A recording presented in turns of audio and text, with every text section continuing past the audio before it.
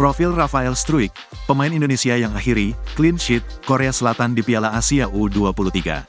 Rafael Struijk mengakhiri rekor clean sheet atau tak pernah kebobolan timnas Korea Selatan selama Piala Asia U23 2024. Hal itu setelah dia menyerangkan 2 gol ke gawang Korsel saat waktu normal laga perempat final, Jumat dini hari, tanggal 26 April tahun 2024. Tak hanya mengakhiri rekor clean sheet, Rafael juga mencetak brace atau 2 gol dalam pertandingan perempat final Piala Asia U23 itu.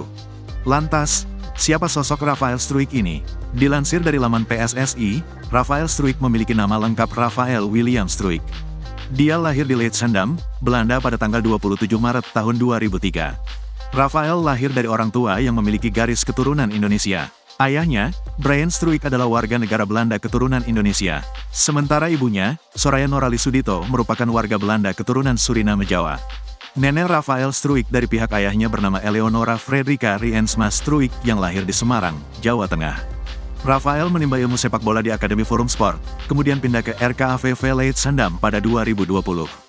Tak berselang lama, dia memutuskan untuk masuk ke Akademi ADO Den Haag. Dilansir Transfermarkt, Rafael tercatat sebagai pemain senior di tim Laga 2 Belanda sejak tanggal 1 Juli tahun 2022 sampai dengan tanggal 30 Juni tahun 2025. Ia biasanya bermain sebagai pemain sayap kiri, tetapi bisa juga menjadi sayap kanan hingga penyerang utama. Rafael merupakan pemain naturalisasi timnas Indonesia. Pada Mei tahun 2023, pria yang sebelumnya memegang kewarganegaraan Belanda itu resmi berstatus sebagai warga negara Indonesia, WNI.